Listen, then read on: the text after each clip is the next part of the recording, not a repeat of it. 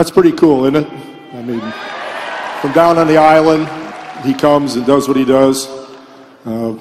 We all know now he was a swimmer and was probably going to be an Olympian, and things changed as the weather changed. But my time with him begins after Coach had him, and we all need to thank Coach for delivering a product to San Antonio that was already baked in the oven.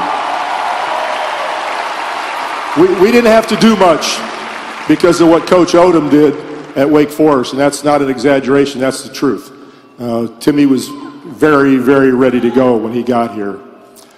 When I first met him, well, after we drafted him, which was really a tough decision. Your cat or your dog at your house could have made that decision. I mean, you don't have to be very smart. But I decided to go down to the island and see who this guy was and to see if we were going to click and just how things would go. And I learned very quickly who he was. He could have told me that as soon as you get there and get in your rental car, that everybody drives on the other side of the road. But he neglected to tell me that. So I almost died 2 or 3 times just getting to his house. And then we lived on the beach for a few days. And we swam. And we talked. And from that moment, I knew that he was a special individual because he basically talked about everything but basketball. And we've been the recipients of that intelligence and that outlook on life since he's walked in here. So we're very thankful. But he's also strange. I don't know how many times I've had to bring carrot cake to his room, or he would be miffed. We're in a city and I'm in a restaurant and they have carrot cake. And so whenever that happens, I get the carrot cake, I bring it to his room like 2 or 3 in the afternoon. He might be sleeping, so I just set it at the door. I don't know what mice or whatever else has been eating on it, but I set it by the door, I'll knock, and then I'll leave. And he got used to this, so I had to do this for 20 years. Carrot cake for 20 years. David and Bruce never bothered me that way. Sean didn't bother me that way.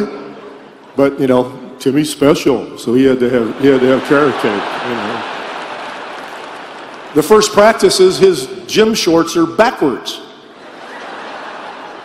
Reminds me of somebody now, wherever he might be. I don't know where the guys are. And we said, what's the deal? He goes, this is what I do. This is how I roll. I looked at the coaches, they looked at me, RC, we talked. He said, I don't think we care how he wears his trunks. So he did it the entire time. He's an enigma in some ways. You think that Kawhi Leonard doesn't talk much. When Timmy first got here, it was like mental telepathy. I would say something to him, and he would stare. The same stare that Tony gets on the court, and I wasn't sure if he was paying attention, but you know, he was a great collegian and played at a great program, so I'm figuring he understands what I'm saying. And finally, I realized that he understood everything I was saying, probably agreed with about half of it, but he's so respectful that he wouldn't say anything until later. He won't do it in front of the team, and sometimes I'd be merciless.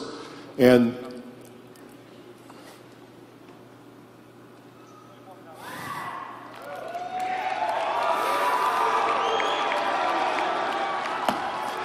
for that, I'm really thankful because you allowed me to coach the team.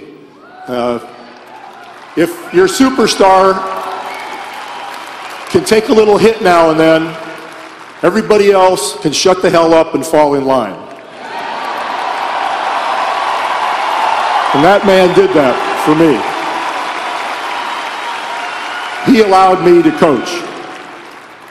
There was something I was going to say there and I forgot. Timmy, did you get my card? He had some things in here he wanted me to say. Oh, yeah. I remember this one. So now his first contract is up. Everybody remembers this, all the talk about going to Orlando. Oh, and he played it up. He played it up really well. He's, you know, the water, and it's just like St. Croix, I'm going to have a boat, and I'm going to do this, and I'm going to do that. I said, we got the San Antonio River. Come on. We got boats. We got boats. So I can remember late nights in my backyard till, 1 and 2 in the morning sometimes, sitting there talking, what are you going to do? What are you going to do? What are you going to do with the team, Pop? And what do you, Timmy? Back and forth. So finally, he made a decision after putting me through the grinder for what seemed like an eternity. He came over one night. True story. Don't you even try to deny it.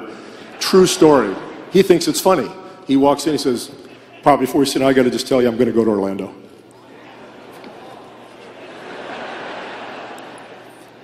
But he doesn't, say, just kidding. He waits like 5 or 6 seconds, and I'm stunned for a while, and then he tells me what he's going to do.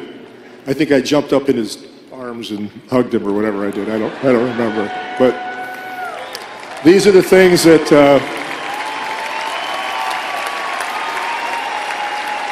nobody understands how playful he is, and I'll miss that. Everybody misses that, because when you've been with somebody for 20 years, you see a lot of that. And it's what really makes him special. As everyone has said, I don't even want to talk about rebounds and points and all that sort of thing. This individual made it possible for everybody we brought in through the years to be part of this culture and be part of this program.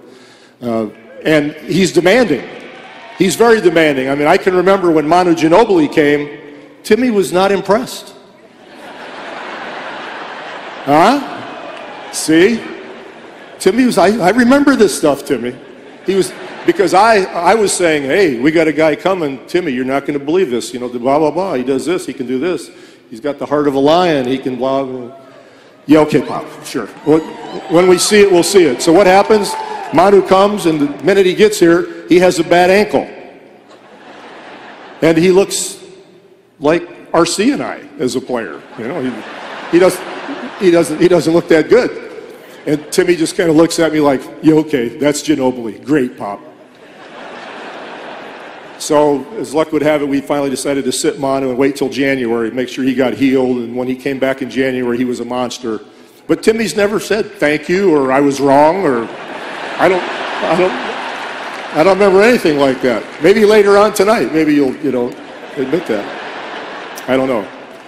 But as everybody said, his empathy, his ability to make people welcome and lead quietly but with dignity and gravitas made him special beyond most anybody that you can imagine. And the last comment I'm going to make before, I promised I wouldn't use this tissue, so I'm not going to do it. This is the most important comment that I can make about Tim Duncan, that I can honestly say to Mr. and Mrs. Duncan, who have passed, that man right there is exactly the same person now as he was when he walked in the door.